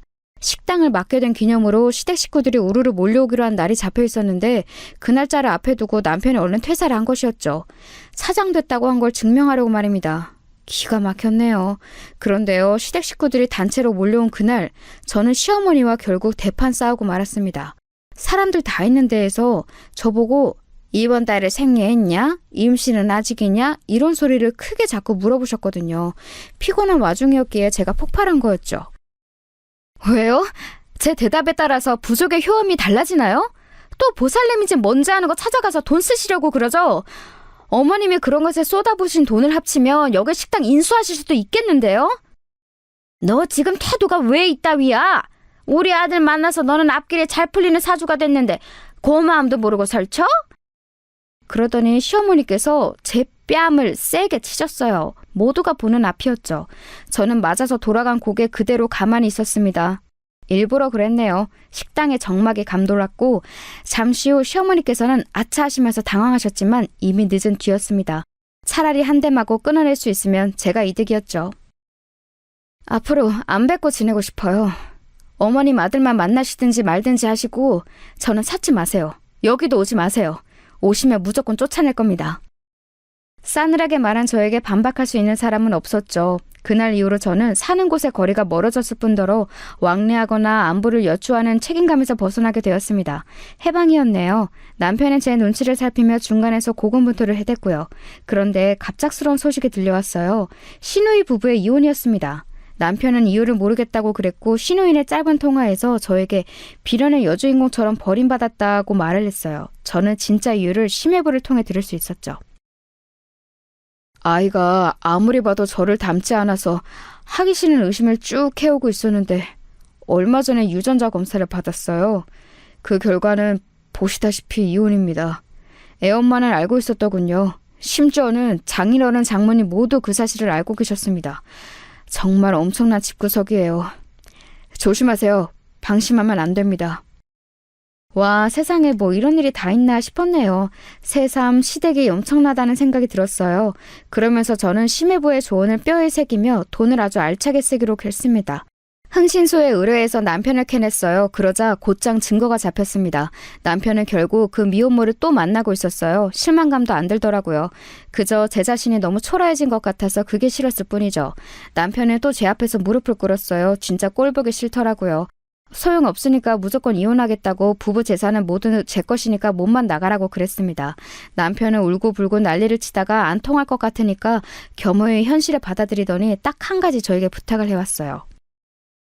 우리 이혼했다는 거 우리 엄마한테는 알리지 말아주라. 말해도 나중에 때 되면 내가 알아서 말할게. 제발 부탁이다. 대신에 당신이 말한 이혼 조건 다 들어줄게. 저는 올케와 이 부분을 상의했는데 구질구질하게 이혼을 끌고 가면서 재산 분할이니 뭐니 개싸움을 벌이는 것보다 차라리 남편을 빈털터리로 내쫓는 게 낫다고 결론을 내렸어요. 어차피 저는 시댁과 쫑난 이후였으니 상관없었죠. 그렇게 이혼을 했습니다. 아무렇지 않을 줄 알았는데 속이 허했네요.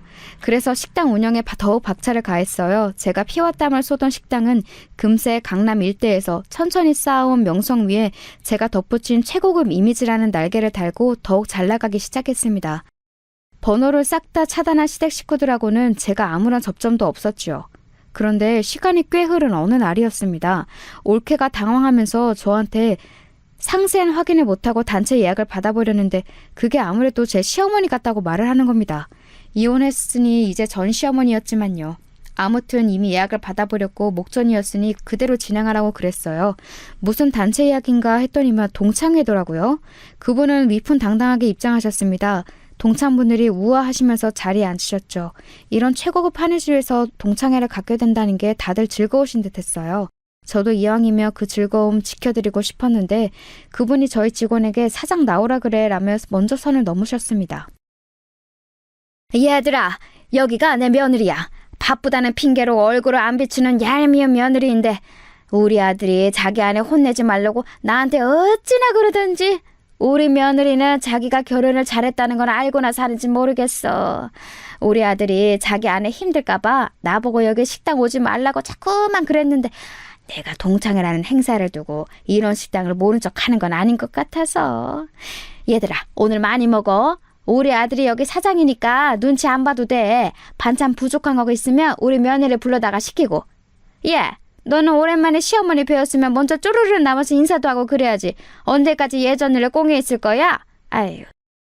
그때 제 머릿속에 든 생각은 바로 못 들어주겠다였습니다. 저보고 그 단체 테이블에 전담 서빙을 보라고 하시던 대목에서는 슬쩍 비웃음이 터져나왔죠.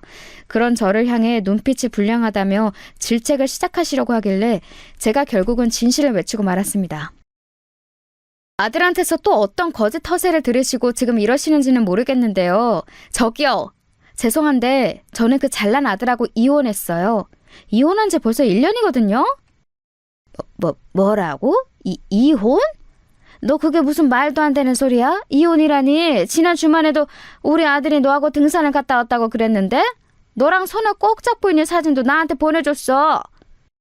그 손, 제 손이 아니라 아마 그 여자 사진일걸요? 이름은 모르겠는데 아무튼 그 잘난 아들이 예전에 만났다는 여자 있잖아요. 미혼모. 고아원 출신에다가 학력도 짧고 직업도 없고 딸린 애만 있는 그 미혼모요. 그 여자랑 바람 피워서 저한테 이혼당했어요. 한 푼도 못 받고 쫓겨났죠. 그러자 저희 전 시어머니 되시는 그분이 삿대질을 하며 자리에서 일어나셨다가 그대로 졸도하셨어요. 사람이 제 눈앞에서 기절하는 모습을 보니까 저도 심장이 막 떨렸네요. 구급차가 왔고 동창분들은 혼비백산해서 난리도 아니었죠. 며칠이 지나서 후일담을 들을 수 있었어요. 어떻게 들었냐고요?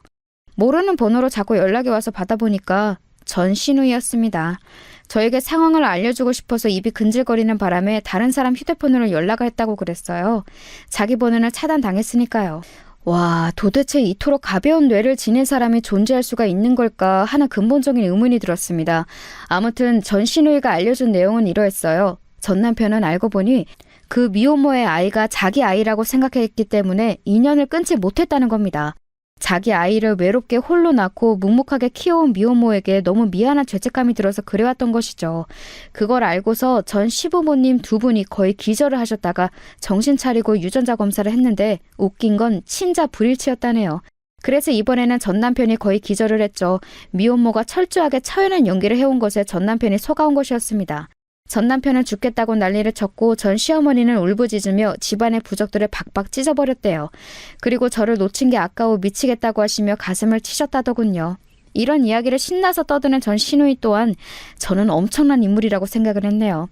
제가 너무 궁금해서 한번 물어나 봤습니다. 전 시누이의 아이는 그럼 대체 누구 아이냐고요. 그랬다가 또 엄청난 대답을 들었네요. 올케도 아는 사람이야. 그 TV에도 종종 나와. 이혼을 당한 후로 아이 친부에게 연락했어. 그랬더니 입막음 비용으로 돈을 많이 주더라. 이걸로는 부족하니까 다달이 보내라고 그랬더니 이를 악물면서도 다달이 붙이긴 하던데. 그래서 나는 아이하고 그걸로 먹고 사는 중이야. 아참, 우리 부모님한테는 이거 절대 비밀이야. 친부는 누구인지 모르고 나는 열심히 살기 위해서 일 다닌다고 거짓말 해놨거든. 그게 진실인지 아닌지는 모르겠지만 제가 그 얘기를 왜 하고 다니겠어요? 저하고는 상관도 없죠. 그리고 저는 이제 올케 아니에요. 제가 떨떠름하게 답하고 전화를 끊은 후에 그 번호도 차단을 했습니다. 하여간 이 집안하고는 영영 인연을 끊는 것이 상책이겠더라고요. 정말이지 정신이 하나도 없는 결혼 생활이었습니다.